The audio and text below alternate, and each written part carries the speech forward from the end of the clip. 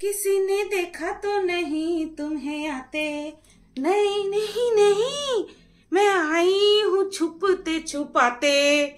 কেউ দেখে না, কেউ দেখে না। এই যে দেখো না, আমি মুখে ওন্না ঢাকা দিয়ে আইছি যাতে কেউ আমারে চিনতে না পারে। হ্যাঁ, রাস্তায় দেখলে পরে সবাই, আমি এত বড় সেলিব্রিটি, এত বড় সেলিব্রিটি, আমারে রাস্তায় দেখলে পরেই লোকে আমার অটোগ্রাফ চাইবে। অটোগ্রাফ এখন পুরনো হয়ে গেছে, সেলফি নিতে চাইবে। তার জন্য এই যে চোখে চশমা আর সানগ্লাস পরলে তো রাত্রেবেলা কিছু দেখতে পাবো না। হ্যাঁ, তার জন্য এই এমনি নর্মাল চশমা আর এই যে ওন্না, এই ওন্নাটা পেঁচে আসছে যাতে করে আমাকে কেউ চিনতে না পারে। বাবা, চিনতে পারলে তো আমার জিনা হারাম করে দেবে। এই কারণে মুখ ঢেকেছি ওড়নাতে। চলো ভিডিও শুরু করি। मुझे नींद ना आए, नींद ना आए, नींद ना आए, मुझे चैन ना आए, चैन ना आए, चैन ना आए।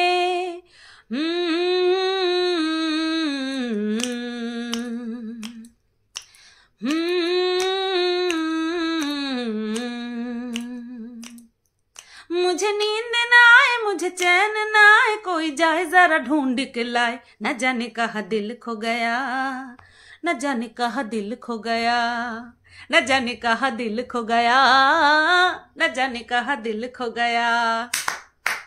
হ্যালো বন্ধুরা, কেমন আছো সবাই? আশা করছি তোমরা সবাই ভালো আছো। আমি ভালো নেই। দেখো দেখো দেখো, আমার চোখগুলি দেখো, একটুও ভালো নেই। আমি না ঘুমাতে না ঘুমাতে আমার এই অবস্থা। সংসারে যা অশান্তি চলছে তাতে করে ঘুমই হচ্ছে না, ঘুমই হচ্ছে না, রাত ভোর ঘুম হচ্ছে না। গত পরশু দিন ভিডিওটা বানাতে গিয়ে আমি কান্না করে ফেলেছি। সবাই, আমি কান্না করতেই পারি না, একটু কান্নাও করতে পারি না। সবাই এসে বলে এই কান্না করবা না, এই কান্না করবা না। এক দিদিভাই তো লিখেছে, হ্যাঁ 2 দিন পরে ভিডিও দেখতে আসলাম তোমার কান্না দেখবো বলে। ভাবো কিরম ভাবে বকা দেয়। হ্যাঁ, মানছি আমি একটুখানি ঠোঁটে লিপস্টিক পরেছি, মানছি চোখে একটুখানি ঝাপসা ঝাপসা কাজল দেখা যাচ্ছে, তার মানে এই না আমি খুব খুশিতে আছি। হ্যাঁ, এটা দাঁত বের করে দিলেই তোমরা মনে করো না যে আমি খুব খুশিতে আছি। আমি হাসছি। সব বেইমান, সব ছোট লোক, সব চারিদিকে বেইমান, চারিদিকে ছোট লোক। ঠিক আছে? তো যাই হোক, যেখানেই যাবে যদি কোনো বদনামের ভয় থাকে, অন্যের কারণে হোক নিজের কারণে হোক, যেই ট্রিকটা আমি দেখিয়ে দিয়েছি না, সেই ট্রিকটা অ্যাপ্লাই করবে। চোখে একটা সানগ্লাস পরবে বা এমনি চশমা, যাতে করে চোখটা দেখলে চোখটা দেখা না যায়, কারণ চোখ দেখেও অনেকে আইডেন্টিফাই করে ফেলে। হাঁটা চলা দেখেও অনেকে আইডেন্টিফাই করে ফেলে। তো মুখে ওরকম ভাবে ওড়না পেঁচিয়ে নেওয়া। আর এখন তো গরম পড়ে গেছে, এখন তো মানুষ ওইভাবেই নিজেকে ঢেকে রাখে যাতে করে ট্যান না পড়ে, রোদের তাপটা না লাগে। তো যদি বদনামের ভয় থাকে বা কোনো কাজ চুরি চুরি করে করতে যাও, তাহলে ওইভাবে মুখে ওড়না পেঁচিয়ে তারপরে বেরিয়ে পড়বে। একদম দারুণ সলিউশন, হ্যাঁ তোমাদেরকে দিলাম। আচ্ছা, যাই হোক, দুটো কথা বলবো। দুজনকে বলবো। একটা বলবো হচ্ছে রিমকে, আরেকটা বলবো আমার পড়ানের কিমা দিদি। কিমা দিদিকে আমার কিমা দিদি বহিন বলতে বহিন এরম ভাবে বলে, তা আমি কেন চুপ থাকবো? আমিও বলবো কিমা দিদি। আসছি, এত জোরে চিৎকার করবো না। তো রিমকে একটাই কথা বলবো, সেই রিম তো সেই আটকে আছে কালনাগিনী শ্বেত নাগিনী, এই নাগিনীতেই তুই আটকে আছিস। আমি একটা কথা বলি, আমি বলিনি দায় নে, ঠেকা নে, আমি কখনো বলিনি। আমি আমার ঠেকা আমি কাউকেই দিতে চাই না। আমার ঠেকা আমরা প্রত্যেকেই যখন মুখ খুলি না কোনো বিষয়, হ্যাঁ, কাউকে সাবধান করার জন্য, কারোর ভালো চেয়ে, আর সবচেয়ে ইম্পর্টেন্ট কথা হচ্ছে কন্টেন্টের জন্য। এবার এই কন্টেন্টের জন্য আমরা কন্টেন্টের মধ্যে আমরা কারোর যদি ভালো চাই, তাহলে সেটা অবশ্যই আমাদের ভালো দিকটাকে, ভালো মানসিকতাটাকেই দর্শায়, নো ডাউট। সেখানে আমি কোনো সন্দেহের অবকাশ রাখছি না। যেখানে যেখানে বুঝতে পেরেছি যে না হ্যাঁ ঠিক কথা বলছে, সেটা কিন্তু যেই বলুক না কেন, পরম শত্রুও বলুক না কেন, আমি সেটা বোঝার চেষ্টা করি, হ্যাঁ কথাটা মনে হয় খারাপ বলেনি, ঠিক বলেছে। কিন্তু এটা তুই সত্যি বলছি ঠেকা নিস না, কারণ কে কি বলতে চায়, কাকে বলতে চায়, এটা যাকে বলে সে ছাড়া আর ভালো কেউ বুঝতে পারে না। তুই মনে করছিস অন্য কাউকে বলেছে, সেটা তোর ব্যাপার, তোর পয়েন্ট অফ ভিউ থেকে। আমার পয়েন্ট অফ ভিউ এই ক্ষেত্রে তুই চেঞ্জ করতে পারবি না, তাই সিরিয়াসলি তুই ঠেকা নিস না। এটা তো গেল। আরেকটা কথা তুই বললি যে কত কি ওদেরকে বলা হয়েছে। হ্যাঁ, প্রমাণ আছে? কোনো আছে প্রমাণ? নেই, কোনো প্রমাণ নেই যে ওদেরকেই বলা হয়েছে। তো তার পরিপ্রেক্ষিতে ওরা তো একটা দুটোই কালনাগিনী এসব তো বলতেই পারে, বাহ, খুব ভালো কথা। কিন্তু ওদেরকে যেগুলো যেগুলো বলা হয়েছে প্রমাণ না থাকা সত্ত্বেও ওরা কেস করেছে, তাহলে এই যে কালনাগিনী বলার পরিপ্রেক্ষিতেও না প্রমাণ নেই যে আমাকে বলেছে, কেস করা তো একটা বানতা হয়, তাই না? তাই দুটোকে কখনো সমান তালে গোলাবি না, কখনো সমান তালে গোলাবি না। যে কেউ বললে পরে তাকে উল্টো বলছে, বলাতে বিষয়টা যদি দাঁড়িয়ে থাকতো, স্থির থাকতো, তাহলে বিষয়টা ঠিক ছিল যে ও আমাকে বলছে, আমি ওকে বলেছি, তাতে কি? সে একজন কন্ট্রোভার্সি ক্রিয়েটার, আমি অন্য জগতের লোক, তাতে কি আছে?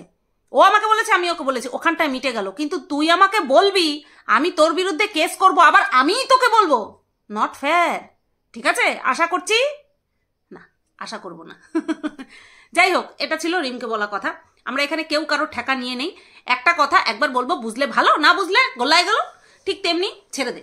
আমি জানি কাকে বলা হয়েছে, কি হিসাব করে বলা হয়েছে। হ্যাঁ, ও থাক, ওই ফালতু নিয়ে তুই আর বলিস না। এবার চলে আসি কিমা দিদির উদ্দেশ্যে। চরিত্রের চচ্চড়ি নিয়ে আমি যে আলোচনাটা করেছি আমার সকালবেলার ভিডিওতে, সেটা নিয়ে নাকি ধোপেই টিকবে না। কেন? হোয়াই? কিমা দিদি তার আবার যুক্তি দিয়েছে। হ্যাঁ, কিমা দিদি, তোমার যুক্তি আমার কাছে ধোপে কোপে কোনো জায়গাতে টিকলো না। তুমি যেটাকে বলছো যে এটা বলাই যায়, ভাইয়ে ভাইয়ে সম্পত্তিতে মারামারি, ভাইয়ে বোনে সম্পত্তি নিয়ে কাড়াকাড়ি, এগুলো নাকি বলা যায়।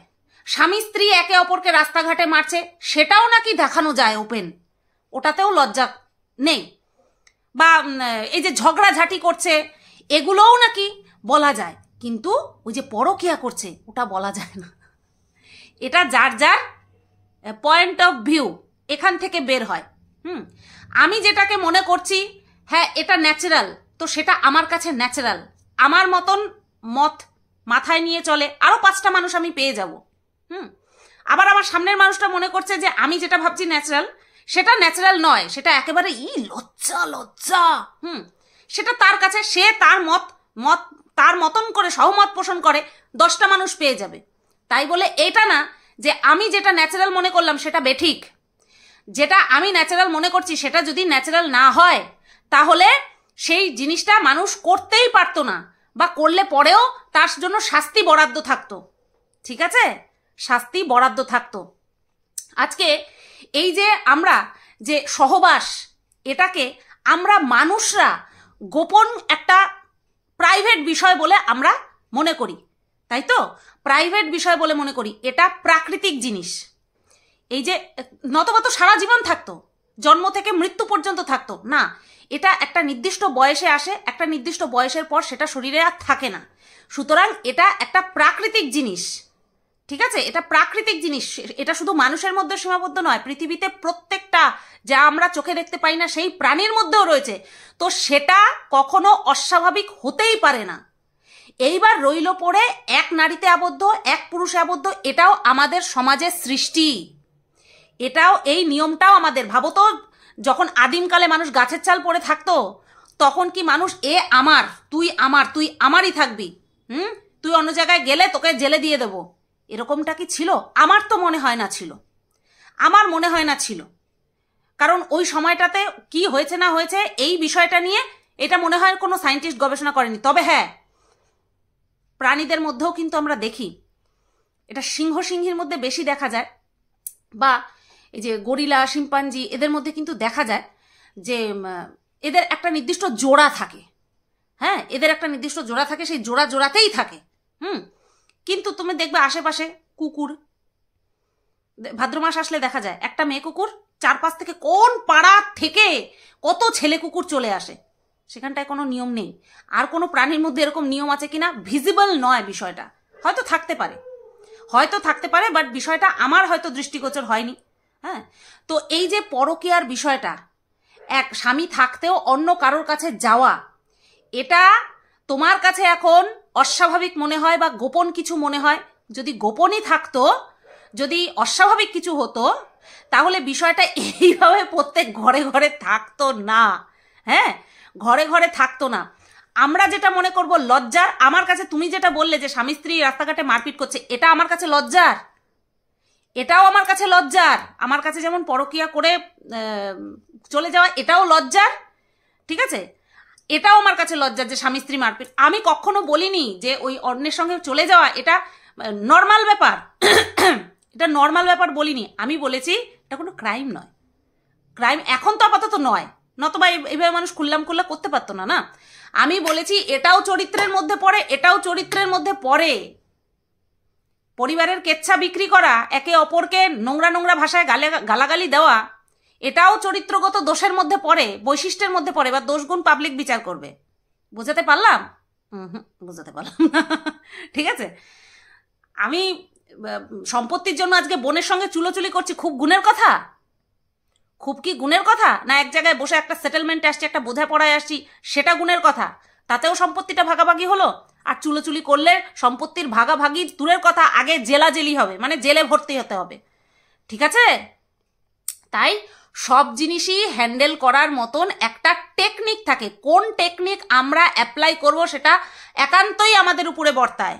ওপরতলা নিচতলা ভিডিও খুলে বসে একে অপরকে গালাগালি দিচ্ছি, হ্যাঁ, এটা কোনো ভদ্রবাড়ির লোকজন করে? এই টেকনিক অ্যাপ্লাই করে? ভদ্রবাড়ির লোকজন করে না, অভদ্র ছোটলোক পরিবারের লোকজনরাই এরকমটা করে।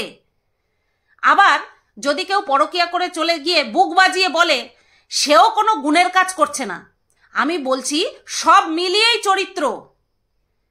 একজন পরকীয়া করছে সেটাকেই চরিত্র বলা হচ্ছে, এটা নয়। আমি এটা বলেছি। আর এই পরকীয়া করাটাও এখন ভেরি ভেরি ভেরি ন্যাচারাল হয়ে গেছে। এক দোকানের জিনিস পছন্দ হচ্ছে না, আরেক দোকানে চলে গেলাম। একটা খেলনা আমি অনেক দিন ধরে খেলছি, যে কিমা দিদি তুমি বললে না যে যতক্ষণ না পর্যন্ত মানুষ আরেকটা মানুষকে পায় ততক্ষণ পর্যন্ত যেই মানুষটার সঙ্গে রয়েছে সেই মানুষটার সব খামতিগুলো কমতিগুলো আমরা অগ্রাহ্য করে থাকি। পার্সোনাল অভিজ্ঞতা রয়েছে, বলতেই হবে। এত ডিটেলসে বলছে আমাদের কিমা দিদি, যাই হোক ওটা বড় কথা নয়, হতেই পারে। ভেরি ভেরি ভেরি ন্যাচারাল কিমা দিদি, ভেরি ন্যাচারাল। সংসারের কাজে বিজি হয়ে যাই, আমরাও বিজি থাকি, আমরাও সংসার সামলাই। তোমাদের কথা বলছি, তোমাদের যাদের বাচ্চা কাচ্চা আছে, তোমরা বাচ্চা কাচ্চা মানুষ করছো, তারপরেও তোমাদের একটা খামতি জায়গা, খালি জায়গা রয়েছে, যেটা কিনা হাজবেন্ড পূরণ করতে পারছে না। তুমি বলছো বাইরে সামলাচ্ছে, তাতে কি? সম্পর্কে টাইম দেওয়াটা দুজনেই বাধ্যতামূলক, দুজনের ক্ষেত্রেই দিতে হবে, নতুবা থার্ড পার্সন কাজল পড়িয়ে যাবে। বুঝতে পেরেছো? তো এটা সব ক্ষেত্রে, তোমার ক্ষেত্রেও যা, আরো অনেকের ক্ষেত্রে আরো মেজর মেজর রিজন থাকে। আর এই যে কে কতটা অত্যাচারিত ছিল, এটা তুমি ক্যামেরাতে দেখে দুদিনের পরিচয় না তুমি বলতে পারবে না আমি বলতে পারবো, কেউ আমরা বলতে পারবো না। প্রত্যেকের রিজন অনুযায়ী করে। নতুবা কেউ যদি নোংরা চরিত্রের হতো তাহলে সে 5 বছর সংসার করতে পারতো না। স্বাভাবিক, স্বাভাবিক এটা। তার মধ্যেও সে এদিক মুখ মারতো, ওদিক মুখ মারতো, সেদিক মুখ মারতো, মুখ মারতোই। আর যার মুখ মারার হয় তা সে ওই বদ্ধ ঘরে থেকেও মুখ মারতে পারবে। বুঝতে পারলাম? তো চরিত্র মানে আমি এই বলেছি, আমি কখনো ওই ওটাকে কি বলে জাস্টিফাই করতে বসিনি, যে এর সাপোর্টে কোনো কথা বলতে বসিনি। আমি বলেছি চরিত্র সবই, সব কটাই মিলিয়ে চরিত্র। আর একজন দেখলাম লিখেছে যে স্কুল কলেজ দু জায়গা থেকেই ক্যারেক্টার সার্টিফিকেট দেওয়া হয়। আমি বলবো কি, কোনো একটা জিনিস কনফিডেন্সের সঙ্গে বলতে গেলে না সেটা সম্পর্কে মানে তৎক্ষণাৎ আমার মনে পড়ে না সঠিকভাবে। আমি কিন্তু বলেছি যে স্কুল থেকেও সার্টিফিকেট দেয়, তারপরে ফট করে মনে আরে এমএলএর কাছ থেকেও তো আমরা ক্যারেক্টার সার্টিফিকেট, রেসিডেন্সিয়াল সার্টিফিকেট এই সমস্ত তুলি, তার জন্য ওইভাবে। যাই হোক, আমাকে একটা কমেন্ট করে দিয়েছে, আমার ওই যে ধোঁয়াশাটা ছিল সেটা পুরোপুরি ক্লিয়ার হয়ে গেল। তো হ্যাঁ, তা স্কুল কলেজে আমরা কি করি, আমাদের আচার ব্যবহার এই সমস্ত দেখে ওভারঅল আমাদের ক্যারেক্টার সার্টিফিকেট প্রোভাইড করা হয়। তো ক্যারেক্টার মানে ঝগড়া ঝাঁটিও পড়ে, মায়ের পিঠ পড়ে, আচার ব্যবহার সমস্ত কিছু পড়ে। শুধুমাত্র অন্যের সঙ্গে মানে অন্যের সঙ্গে গড়তে চলে গেলাম, ভুল শুনছ আগেরটা, অন্যের সঙ্গে আমি চলে গেলাম সেটাই চরিত্র হয়ে গেল? নো নো নো, সব কটাই চরিত্রের মধ্যে পড়ে। বুঝতে পেরেছ কিমা দিদি? এবার আসি মিনার কথায়। মিনাকে দেখলাম খুব আনন্দ ঠানন্দ করছে, দেখেছো? এই এই এই বাচ্চাগুলোর সঙ্গে থাকলে পরে, মানে ওর বৌদি একটা বাচ্চা আর আরেক বৌদি আরেকটা বাচ্চা, এদের সঙ্গে থাকলে পরে এই মিনাও কিন্তু বেশ প্রাণোচ্ছল হয়ে ওঠে। ও যেই বাড়িতে আসবে ও দেখবে আবার সেই বোরিং বোরিং ব্লগ, আবার সেই ওর মন মরা ভাব। অ্যাকচুয়ালি ওর সঙ্গ প্রয়োজন, পরিষ্কার কথা, ওর সঙ্গ প্রয়োজন, হাসবে খেলবে, মানে চতুর্দিকে যেই মানুষগুলো থাকবে তাদের মধ্যে কোনো স্বার্থ থাকবে না, ও সেই রকম মানুষের মধ্যে থাকাটা ওর ভীষণ পরিমাণে প্রয়োজন। কারণ ও যাদের মাঝখানে থাকে ওই বাড়ি চলে গেলে তারা প্রচণ্ড পরিমাণে স্বার্থপর, সেই কারণের জন্য ও ভালো থাকতে পারে না। আরে মানুষের মন ভুলে থাকার জন্যও তো একটা কোনো রিজন চাই, সেই রিজনটাই যদি মানুষ না থাকে মানুষের অটোমেটিক্যালি কোনো কিছুতে মন বসতে চায় না। এবার মিনাকে নিয়ে আমি যেটা বলবো সেটা হচ্ছে অনেকটা হাঁটিয়ে নিয়ে এসেছে, ওর ভাই অনেকটা হাঁটিয়ে নিয়ে এসেছে, তো সেই কারণে পায়ে যন্ত্রণা করছে, খুব কষ্ট হচ্ছে। আমার ফট করে মনে পড়ে গেল যখন ওই অযোধ্যা ওই সব জায়গায় ঘুরতে গেছিল, টোটালটাই পায়ে হেঁটে দেখেছে, মানে অটো টোটো তো একটা জায়গায় নামিয়ে দিচ্ছে, তারপরে তো মানে হাঁটতেই হচ্ছে, তারপরে এতদিন ধরে বাসে, তাই না, পা এরকম ফুলে ঢোল হয়ে গিয়েছিল। তো সব জায়গাতেই অ্যাডজাস্ট করতে হয় আমাদের, তাই না? ওই কষ্টটা মালুম হয়নি কেন বলো তো, ফোকলা সাথে ছিল তো, তার জন্য কোনো কষ্টই মালুম হয়নি। পীড়িতের লোক পাশে থাকলে কিন্তু এরকমই হয়। যাই হোক, ফোকলাকে নিয়ে যখন কথা বলছি, কিসি কে ইश्क में खुद को मिटा दो हो नहीं सकता, हो नहीं सकता, हो नहीं सकता, हो नहीं सकता। তাই ফোকলা, তাই তুমি বড্ড ডেসপারেট। এই প্যার মহব্বতের বিষয়ে তুমি বড্ড ডেসপারেট। তুমি আগু আগু পিছু, ডায়ু বায়ু, উপর নিচু কিচ্ছু দেখো না, যে তুমি যা করছো তার একটা ফল কি আসতে পারে, কি হতে পারে, সেইটার চিন্তা ভাবনা তুমি করোই না, যেটা কিনা তোমার করা জরুরি। তুমি ভাবো আমার বাবা মা তো আমার কত নোংরামো মেনে নিয়েছে, এটাও মেনে নেবে, না মেনে যাবে কোথায়, তাই না? আর সেই যে মেনে নিতে নিতে নিতে নিতে আজকে তোমার পরিস্থিতি এমন পর্যায়ে এসে পৌঁছেছে যেখানে তুমি মানে কি বলবো, না ঘরকা না ঘাটকা এরকম টাইপের একটা অবস্থা হয়ে রয়েছে তোমার জীবনে। কিমা দিদির কথা শুনে যা বুঝলাম, কিমা দিদি প্রচণ্ড পরিমাণে চাচ্ছে ফোকলার সাথে মিনাকে মিল করিয়ে দিতে, মিল করিয়ে দিতে চাচ্ছে। আমি চাইবো সবার ভালো হোক, আর মিনার ভালো হবে ফোকলার মতন মানুষকে দূরে রেখে নিজের জীবন থেকে। কারণ মানুষের স্বভাব কুকুরের লেজ, কোনো দিনও ঠিক হয় না। কিছুদিনের জন্য নিজের গা ঢাকা দিয়ে রাখতে পারে, বাট স্বভাব কোনোদিনও চেঞ্জ হবে না। তাই মিনা যদি ফোকলাকে ভুলে যেতে পারে ওর জন্য ভালো হবে, ঠিক আছে, মিনার জন্য ভালো হবে। এরপরে রব রাখা, ভগবান জানে কি হবে। তো চলো এই ভিডিওটা এই পর্যন্তই রাখলাম। আর আবারও বলছি, পরকিয়া মানুষ বিভিন্ন রিজনে করে, এক একটা মানুষ এক একটা রিজনে করে। তো আর হ্যাঁ, একটা কথা বলছিলে যে মন্দিরা পরকিয়ার বিষয়টাকে একেবারে ছাপিয়ে দিয়ে গেছে, ভুল ধারণা। ভুল ধারণা, পরকিয়ার বিষয়টাও কেয়া মাসি ছাপিয়েছে, কেয়া মাসি ছাপিয়েছে, কেয়া মাসি। আর সবচেয়ে বড় কথা হচ্ছে ওই যে তোমার রিতম ভাই, এরা পরকিয়ার বিষয়টা নিয়ে কাটাছেড়া করেছে, ওদেরকে দেখে ইন্সপায়ার হয়ে মন্দিরাও করেছে। তোমার ইনভেস্টিগেশনে ভুল, হোমওয়ার্ক তুমি ঠিক মতন করো না কিমা দিদি, হোমওয়ার্ক তুমি ঠিক মতন করো না। ভেবে দেখো আমি ঠিক বললাম কি ভুল বললাম। এই রিতম, ঝিমি, তারপরে ঈশানী, এরা প্রথম এইটুকু জোনের মধ্যে বেঙ্গলি কমিউনিটিতে আমরা যতদূর চিনি এরা নোংরামো ফার্স্ট শুরু করেছে, তারপরে কেয়া মাসি, তারপরে মন্দিরা, ঠিক আছে, তারপরে মন্দিরার পরপরই মিনা। বুঝলে? তো যাই হোক, ভিডিওটা এই পর্যন্তই রাখলাম। কালকে আসছি নতুন একটা ভিডিওর সাথে। সবাই তোমরা ততক্ষণ না, সব সময় তোমরা ভালো থেকো, সুস্থ থেকো। Tata, good night.